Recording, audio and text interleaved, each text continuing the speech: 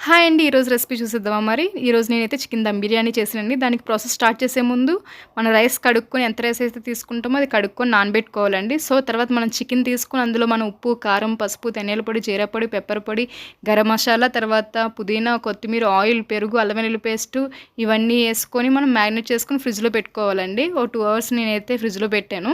So, అదయిన తర్వాత మనం first garam masala ఏమేమి వేసుకుంటాం, చెక్క, లవంగి, యాలకులు, సాజీరా ఇవన్నీ గూడా వాటర్ పెట్టుకొని అందులో ఆయిల్ వేసి మొత్తం హోల్ గరం మసాలా వేసేసి అల్లం వెల్లుల్లి పేస్ట్, కొత్తిమీర, పుదీనా అలానే మనం సాల్ట్ కూడా ఇందులోనే యాడ్ చేసుకోవాలి. మనకి ఉప్పు కారుగా ఉండాలనమాట సాల్ట్ ఎందుకంటే రైస్‌కి పట్టాలి కాబట్టి.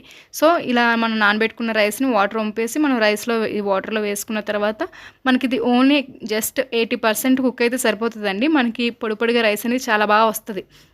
ఇట్లా అయిన తర్వాత మనం దీన్ని ఒక దాంట్లో పెట్టుకోవాలి. నెక్స్ట్ ప్రాసెస్ కోసం నెక్స్ట్ వీడియో వస్తది చూసేయండి. Thank you.